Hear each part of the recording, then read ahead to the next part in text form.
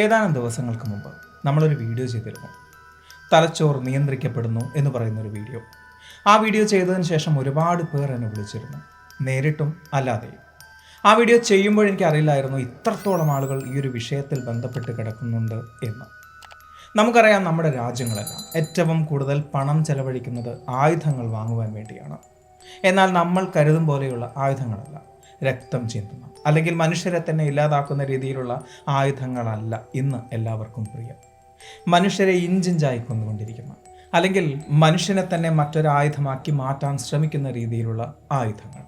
അത്തരം ആയുധങ്ങളുടെ പരീക്ഷണത്തിൻ്റെ ഭാഗമാണത്രേ ഇന്ന് ഇന്ത്യ ഉൾപ്പെടെയുള്ള പല രാജ്യങ്ങളിലും ചിലർ അനുഭവിക്കുന്ന മാനസിക പ്രശ്നങ്ങൾ. വിശ്വസിച്ചാലും ഇല്ലെങ്കിലും ഇന്ന് പല അന്താരാഷ്ട്ര മാധ്യമങ്ങൾക്കും അതിനുള്ള തെളിവുകൾ കൈവശമുണ്ട്. എന്നാൽ അത് നിങ്ങളിലേക്ക് എത്താതിരിക്കാനുള്ള ശ്രമങ്ങളും നടന്നുകൊണ്ടിരിക്കുന്നു. കയറിപ്പോരും ചങ്ങായിമാരെ, ബേപ്പൂർ സുൽത്താൻ്റെ ദുനിയാവിലേക്ക്.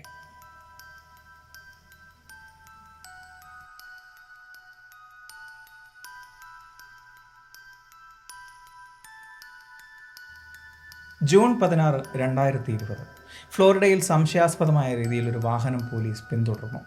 അതിവേഗത്തിൽ സഞ്ചരിച്ച ആ വാഹനത്തെ വളരെ കഷ്ടപ്പെട്ടാണ് പോലീസ് കീഴ്പ്പെടുത്തിയത്. ആ കാർ ഓടിച്ചിരുന്നത് ഒരു റഷ്യൻ യുവാവായിരുന്നു. വിറ്റാലി കൊവലേവ് എന്നായിരുന്നു അയാളുടെ ID കാർഡിൽ പോലീസ് കണ്ട പേര്. മിയാമിയിൽ നിന്നും തൻ്റെ വിമാനം പെട്ടെന്ന് തന്നെ എടുക്കുമെന്നും അത് നഷ്ടപ്പെടാതിരിക്കാനാണ് താൻ അതിവേഗത്തിൽ വാഹനം ഓടിച്ചത് എന്നും അയാൾ പോലീസുകാരോട് പറഞ്ഞു. എന്നാൽ അതിൽ വിശ്വാസ്യത തോന്നാതിരുന്ന പോലീസുകാർ ആ വാഹനം പരിശോധിച്ചു.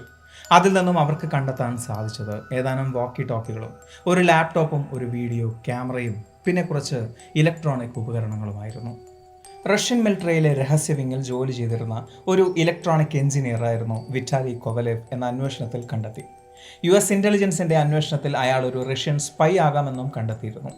കാറിൽ നിന്നും കണ്ടെടുത്ത വസ്തുക്കൾ ഒരു എനർജി വെപ്പൺ നിർമ്മിക്കാൻ ആവശ്യമായുള്ള വസ്തുക്കളായിരുന്നു എന്ന് വിറ്റാലി വിശദീകരിച്ചു.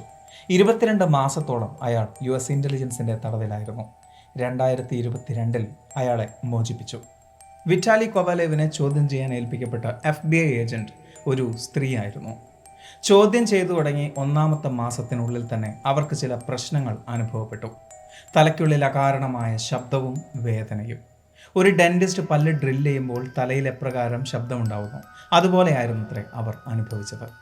അവരുടെ ജീവിതത്തിൽ നടന്ന പല വിഷയങ്ങളും അവർ മറന്നുപോയി തുടങ്ങി.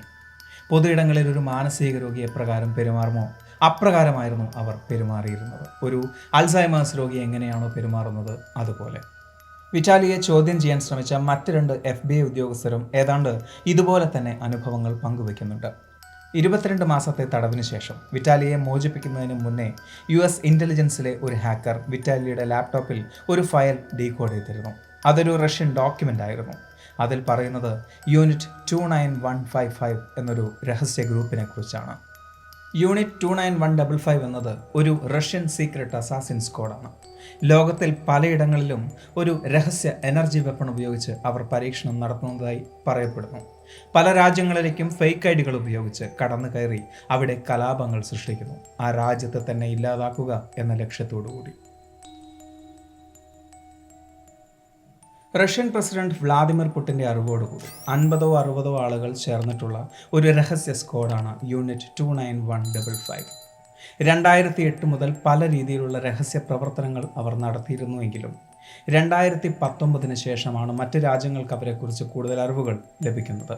2022 മോചിപ്പിക്കപ്പെട്ട വിറ്റാലിയെക്കുറിച്ച് പിന്നീടും അന്വേഷണങ്ങൾ നടന്നിരുന്നു. എന്നാൽ അങ്ങനെ ഒരു വ്യക്തി ഈ ഭൂമിയിൽ ജീവിച്ചിരിക്കുന്നുണ്ട് എന്ന തെളിവുകളൊന്നും തന്നെ കണ്ടെത്താൻ കഴിഞ്ഞിട്ടില്ല. ഒന്നുകിൽ കണ്ടെത്തിയ ആ ID വിറ്റാലി കൊവലേവ് എന്ന റഷ്യൻ ഇലക്ട്രോണിക് എഞ്ചിനീയർ ഒരു ഫേക്ക് ID ആയിരിക്കാം. അതല്ല എങ്കിൽ പിടിക്കപ്പെട്ടു എന്നതിൻ്റെ പേരിൽ അയാളെ ഈ ഭൂമിയിൽ നിന്നും തന്നെ ഇല്ലാതാക്കിയിരിക്കാം. വിറ്റാലിയെ ചോദ്യം ചെയ്ത ഉദ്യോഗസ്ഥർക്ക് എന്താണ് സംഭവിച്ചത് എന്ന രീതിയിലുള്ള അന്വേഷണങ്ങൾ പുറത്തു വന്നിരുന്നു. അതേക്കുറിച്ച് വ്യത്യസ്തമായ അഭിപ്രായങ്ങളാണ് പറയപ്പെടുന്നത്. വിറ്റാലിയെ ചോദ്യം ചെയ്ത ഉദ്യോഗസ്ഥർക്ക് എന്തെങ്കിലും മനസ്സിലായിട്ടുണ്ട് എങ്കിൽ അത് അവരുടെ തലച്ചോറിൽ നിന്നും ഇറേസ് ചെയ്യാനുള്ള ശ്രമമാണ് നടന്നത് എന്നാണ് പൊതുവെ വിശ്വസിക്കപ്പെടുന്നത്. വിറ്റാലിയുടെ കയ്യിൽ നിന്നും കണ്ടെത്തിയ ഉപകരണങ്ങൾ ഒരു എനർജി വെപ്പണാണ് എന്നാണ് അദ്ദേഹം വിശദീകരിച്ചിരുന്നത്. അത്തരം വെപ്പണുകൾ ചിലപ്പോൾ പലരുടെയും കയ്യിലുണ്ടാകാൻ സാധ്യതയുണ്ട് എന്നും അഭിപ്രായങ്ങളുണ്ട്. എന്തായാലും ഈ ഒരു സംഭവം ഹവാന സിൻഡ്രോം എന്ന പ്രതിഭാസവുമായി ബന്ധപ്പെട്ട് കിടക്കുന്നു. നമ്മുടെ തലച്ചോറിനെ മറ്റൊരാൾ നിയന്ത്രിക്കുന്നു എന്ന അവസ്ഥയെ ഹവാന സിൻഡ്രോം എന്ന് വിളിക്കാനുള്ള കാരണം, ഇങ്ങനൊരു അനുഭവം ആദ്യമായി ഉണ്ടാകുന്നത് ക്യൂബയിലെ ഹവാന എന്ന് പറയുന്ന സ്ഥലത്ത് വെച്ചാണ്. അത് അനുഭവിക്കുന്നത് പേഷ്യൻ്റ് സീറോ എന്നറിയപ്പെട്ട CIA ഏജൻറ്റിനും. തലയ്ക്ക് മുകളിൽ ഭാരമേറിയ ഒരു വസ്തു കൊണ്ട് ഇടിക്കുന്നത് പോലെയും തലയ്ക്കുള്ളിൽ നിന്നും ആരോ നിർദ്ദേശിക്കുന്നത് പോലെയുമായിരുന്നു അയാൾക്ക് അനുഭവപ്പെട്ടിരുന്നത്. പതിയെ പതിയെ അയാളുടെ ഇയർ ബാലൻസ് നഷ്ടമായി കേൾവി ഭാഗികമായി നഷ്ടപ്പെട്ടു. 2016 ഒരു പ്രോജക്റ്റിൻ്റെ ഭാഗമായി ഹവാനയിലെ US എംബസിയിലേക്ക് ചെന്നത് മുതലാണ് അദ്ദേഹത്തിന് ഇങ്ങനെയൊന്ന് അനുഭവപ്പെടുന്നത്. അന്ന് രാത്രി അയാൾ താമസിച്ച വീടിന് ചുറ്റും വല്ലാതെ നായ്ക്കൾ കുരച്ചതുകൊണ്ടാണ് അയാൾ ശ്രദ്ധിച്ചത്. പതിയെ റൂമിനുള്ളിൽ ചെറിയ ചെവി തുളയ്ക്കുന്നത് പോലെ ഒരു ശബ്ദം. അത് കൂടിക്കൂടി വന്നു. മുറിയിൽ നിന്നും മറ്റ് സ്ഥലങ്ങളിലേക്ക് നീങ്ങിയെങ്കിലും അതിൽ യാതൊരു മാറ്റവും ഉണ്ടായില്ല. തൻ്റെ തലയ്ക്കുള്ളിൽ നിന്ന് തന്നെയാണ് ആ ശബ്ദമെന്ന് അയാൾ തിരിച്ചറിഞ്ഞു. തിരികെ അമേരിക്കയിലെത്തിയ അയാൾ തലയിൽ ഒരു പരിശോധന നടത്തി. എന്തോ ഷോക്ക് വേവ് അധിക നേരം അനുഭവിച്ചതുപോലെ എന്നായിരുന്നു ഡോക്ടർമാരുടെ അഭിപ്രായം. എന്നാൽ അങ്ങനൊന്ന് അയാളുടെ അറിവിൽ ഉണ്ടായിരുന്നില്ല. ഇന്ന് അയാൾക്ക് ഒരു ഭാഗത്തെ കാഴ്ചശക്തി നഷ്ടമായിരിക്കുന്നു. കേൾവിശക്തിയും ഇയർ ബാലൻസും ഭാഗികമായി നഷ്ടമായിരിക്കുന്നു. ഏതോ ഒരു രഹസ്യ എനർജി വെപ്പൺ കാരണമാണ് തനിക്കിത് സംഭവിച്ചത് എന്നയാൾ വിശ്വസിക്കുന്നുണ്ട്. അങ്ങനെ ഏതോ ഒരു വെപ്പൺ പരീക്ഷിച്ചതിൻ്റെ പേരിൽ ഒരാളെ ഇപ്രകാരമാക്കാൻ സാധിക്കുമെങ്കിൽ അങ്ങനെ ഒരു ആയുധം ഒരു യുദ്ധത്തിൽ എപ്രകാരം പ്രവർത്തിക്കുമെന്നത് അയാളിൽ ഭയമുണ്ടാക്കുന്നു. ഇന്ത്യ അടക്കമുള്ള 17ഓളം രാജ്യങ്ങളിൽ ഇത്തരം അനുഭവങ്ങൾ റിപ്പോർട്ട് ചെയ്യപ്പെട്ടിട്ടുണ്ട്. അത്തരം പലയിടങ്ങളിൽ നിന്നും റഷ്യൻ ഏജന്റുകളുടെ സാന്നിധ്യവും കണ്ടെത്തിയിട്ടുണ്ട്. അനുഭവസ്ഥരെ നിരീക്ഷിച്ചവരെല്ലാം ഒരേ സ്വരത്തിൽ പറയുന്നൊരു കാര്യം, ഇതൊരു ആയുധത്തിൽ നിന്നാണ് സംഭവിക്കുന്നത് എങ്കിൽ അത് ലോകനാശത്തിന് തന്നെ കാരണമാകും എന്നാണ്. ഇനി നമ്മൾ കാണാൻ പോകുന്നത് ആയുധങ്ങളുടെ പുതിയ തലമുറയുടെ ഒരു തുടക്കം മാത്രമാണ് എന്ന്. മൈക്രോവേവ് റേഡിയേഷനുകൾ പുറപ്പെടുവിക്കുന്ന ആയുധങ്ങളെക്കുറിച്ച് നമ്മൾ കേട്ടിട്ടുണ്ട്. ഇലക്ട്രോണിക് ഉപകരണങ്ങളെ നിർജ്ജീവമാക്കാനും മനുഷ്യ ശരീരത്തിൽ അലർജികൾ ഉണ്ടാക്കാനും ഇത്തരം ആയുധങ്ങൾക്ക് സാധിക്കുമെന്നും തെളിവുകൾ സഹിതം നമ്മൾ കണ്ടെത്തിയിട്ടുമുണ്ട്. എന്നാൽ ചില തരംഗങ്ങളിലൂടെ മനുഷ്യൻ്റെ തലച്ചോറിനെയും ചിന്തകളെയും നിയന്ത്രിക്കാൻ സാധിക്കുമെന്നത് കേൾക്കുമ്പോൾ അവിശ്വസനീയം തന്നെയാണ്. പേഷ്യൻ്റ് സീറോ അടക്കമുള്ള അനുഭവസ്ഥർ പറയുന്ന ഭയപ്പെടുത്തുന്ന ഒരു കാര്യമുണ്ട്. ഗവൺമെൻറ്റിന് വേണ്ടി ജോലി ചെയ്യുന്നവരെയും സാധാരണക്കാരെയും ഇത്തരം രഹസ്യ വെപ്പണുകൾ ഉപയോഗിച്ച് പരീക്ഷിക്കുന്നത് ഗവൺമെൻറ്റിൻ്റെ അറിവോടുകൂടി തന്നെയാണ് എന്ന്. എന്നാൽ കൃത്യമായ തെളിവുകളില്ലാത്തതുകൊണ്ട് തന്നെ ഇതിനെ ഒരു മാസ് ഹിസ്റ്റീരിയയാണ് ആളുകൾ കണക്കാക്കുന്നത്. അപ്പോഴും മനസ്സിലാക്കേണ്ട ഒരു കാര്യമുണ്ട്. ഒരിക്കൽ സ്വന്തം ജീവിതം കളഞ്ഞ് ഗവൺമെൻറ്റിന് വേണ്ടി ജോലി ചെയ്തിരുന്നവരാണ് ഈ അനുഭവങ്ങൾ പറയുന്നത് എന്ന്. മാർക്ക് പോളിമറോപോളിസ് 26 വർഷത്തോളം CIA ജോലി ചെയ്തിരുന്ന ഒരു ഉയർന്ന ഉദ്യോഗസ്ഥനാണ് മാർക്ക്.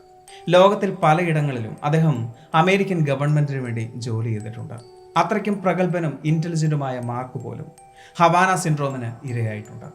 CIA എന്നത് ഒരു പിരമിഡാണ് എങ്കിൽ അതിൻ്റെ ഏറ്റവും മുകളിൽ ജോലി ചെയ്യുന്ന ഉദ്യോഗസ്ഥരിൽ ഒരാൾ. അദ്ദേഹത്തിൻ്റെ കീഴിൽ 2000ഓളം ഉദ്യോഗസ്ഥർ ജോലി ചെയ്തിരുന്നു 50ഓളം രാജ്യങ്ങളിലായി. 2017 കൗണ്ടർ ടെററിസം സ്ട്രാറ്റജിയുടെ ഭാഗമായി റഷ്യൻ ഏജൻസുമായുള്ള ഒരു കൂടിക്കാഴ്ചയ്ക്ക് അദ്ദേഹത്തിന് മോസ്കോയിലേക്ക് പോകേണ്ടതായി വന്നു. സെൻട്രൽ മോസ്കോയിലെ ഒരു 5 സ്റ്റാർ ഹോട്ടലിലാണ് അദ്ദേഹം താമസിച്ചത്. ഉറക്കത്തിൽ എന്തോ അസ്വസ്ഥത തോന്നിയതുകൊണ്ട് അദ്ദേഹം ഞെട്ടി എഴുന്നേറ്റു. കണ്ണ് തുറന്ന പാടെ ആ മുറി മുഴുവൻ ചുറ്റുന്നതായി അയാൾക്ക് അനുഭവപ്പെട്ടു. തല വെട്ടിപ്പൊളിക്കുന്നത് പോലെ തലവേദനയും.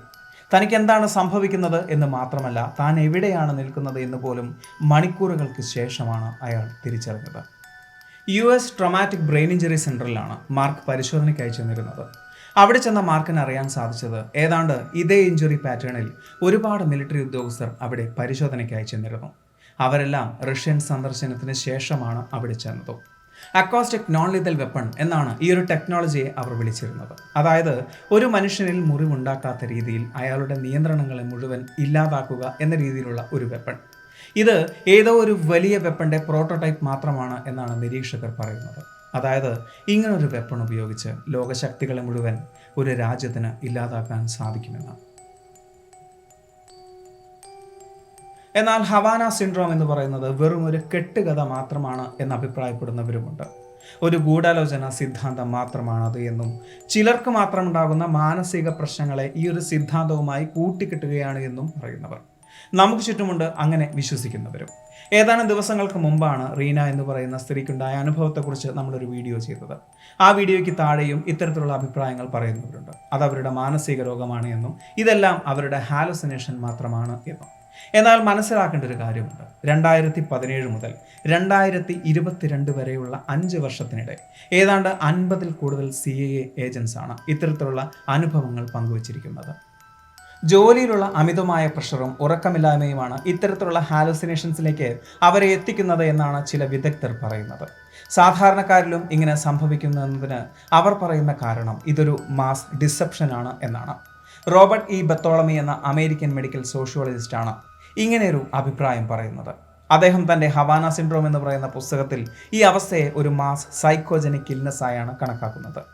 ഹവാന സിൻഡ്രോമിനെ കുറിച്ച് ഒരുപാട് അന്വേഷണങ്ങൾ നടന്നിരുന്നു. എന്നാൽ കൃത്യമായ തെളിവുകളൊന്നും തന്നെ കണ്ടെത്താൻ സാധിച്ചിട്ടില്ല എന്ന് അദ്ദേഹം പറയുന്നു. 2016-ൽ ഹവാന സിൻഡ്രോം ഒരു ചർച്ചയായി മാറിയ സമയത്ത് ഗവൺമെൻറ് ഒരു നിർദ്ദേശം കൊണ്ടുവന്നിരുന്നു. അതായത് ആർക്കെങ്കിലും അജ്ഞാതമായ ഒരു ശബ്ദം കേൾക്കാൻ സാധിച്ചാൽ, ആരെങ്കിലും അത്തരത്തിലൊരു ശബ്ദം ഉപദ്രവിക്കുന്നതായി തോന്നിയാൽ ഉടൻ തന്നെ റിപ്പോർട്ട് ചെയ്യണമെന്ന്. ആ ഒരു നിർദ്ദേശം അനുസരിച്ച് 1500-ൽ കൂടുതൽ ആളുകളാണത്രേ അങ്ങനെ ഒരു ശബ്ദം കേട്ടതും അനുഭവിച്ചതും. അതിലൂടെ അദ്ദേഹം പറയുന്നു ഇത് വെറുമൊരു മാസ് ഡിസെപ്ഷൻ മാത്രമാണ് എന്ന്. എന്നാൽ അവളിൽ അസുഖം ആരോപിക്കപ്പെടുമ്പോൾ യഥാർത്ഥ ചിത്തരോഗി അടങ്ങിയിരിക്കുകയാണ് എന്ന് പറയും പോലെ ഇവിടെ മാസ് ഡിസെപ്ഷൻ എന്ന് പറയുമ്പോൾ യഥാർത്ഥ പ്രതി ഒളിച്ചിരിക്കുകയാണ്. അതായത് നമ്മുടെ നാട്ടിൽ ഇത്തരം അനുഭവമുള്ളവരെ നമ്മൾ മാനസിക രോഗിയായി പച്ചകുത്തുകയാണ് പതിവ്. എന്നാൽ അമേരിക്കയിൽ ഇത്തരം അനുഭവമുള്ള 100ഓളം പേർ ചേർന്ന് പല മൂവ്മെൻറ്റുകളും നടത്തുന്നുണ്ട്. തങ്ങൾക്ക് മാനസിക രോഗമല്ല എന്ന് തിരിച്ചറിഞ്ഞ അവർ ഗവൺമെന്റിനെതിരെ നിയമപരമായി തന്നെ പോരാടുകയാണ്. മാർക്ക് സെയ്ഡ് എന്ന അഭിഭാഷകനാണ് അവർ അനുഭവിക്കുന്ന അനീതിക്കെതിരെ നിയമ പോരാട്ടം നടത്തുന്നത്. അദ്ദേഹം പറയുന്നു അമേരിക്കൻ ഗവൺമെന്റ് മനഃപൂർവ്വം തന്നെ ഇതിനെ ഒരു മാസ് ഡിസെപ്ഷനായി കെട്ടിച്ചമയ്ക്കുകയാണ് എന്ന്. മറ്റെന്തോ മറച്ചു വെക്കാനായി ഇത് അനുഭവിക്കുന്നവരെ മാനസിക രോഗികളായി ചിത്രീകരിക്കുകയാണ് എന്നും.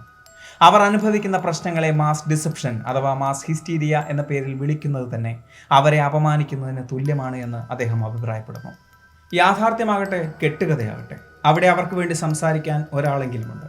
ഇവിടെയോ റീന എന്ന് പറയുന്ന സ്ത്രീ അനുഭവിക്കുന്നത് MK അൾട്രയാണ് എന്നോ ഹവാന സിൻഡ്രോം ആണ് എന്നോ അവരും പറയുന്നില്ല. പക്ഷേ അവർ അനുഭവിക്കുന്നത് എന്താണ് എന്ന് അവരോട് വിശദീകരിക്കാൻ പോലും ആർക്കും സാധിക്കുന്നില്ല. നമുക്കറിയാൻ സാധിക്കാത്ത ഒന്ന് മറ്റൊരാൾ അനുഭവിക്കുമ്പോൾ അതെങ്ങനെയാണ് മാനസിക രോഗമായി മാറുന്നത്? മാനസിക രോഗം എന്നത് തന്നെ കൃത്യമായി നിർവചിക്കാൻ സാധിക്കുന്ന ഒന്നാണ്. ആ വീഡിയോ ചെയ്ത മണിക്കൂറുകൾക്കുള്ളിൽ തന്നെ റീന എന്ന് പറയുന്ന സ്ത്രീ എന്നെയുമായി ബന്ധപ്പെട്ടിരുന്നു.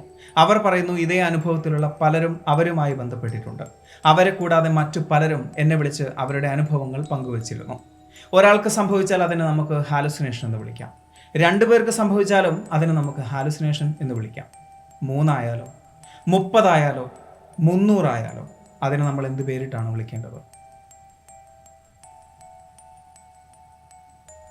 ഈ ഒരു അവസ്ഥയെ സൈക്കോളജിക്കലി വിശദീകരിക്കാനുള്ള അറിവ് എനിക്കില്ല. അറിവുള്ളവരോട് ചോദിച്ചപ്പോൾ അവർക്കും ഈ ഒരു അവസ്ഥയെ വിശദീകരിക്കാൻ സാധിക്കുന്നില്ല. അവർ പറയുന്നു ഇത് ചിലപ്പോൾ നമുക്കറിയാത്ത ഒരു മാനസിക അവസ്ഥയായിരിക്കാം എന്ന്. അങ്ങനെയെങ്കിൽ നാളെ നമ്മളെല്ലാവരെയും തേടി വരുന്ന ഒരു മാനസിക അവസ്ഥ തന്നെയായിരിക്കാം ഇതും.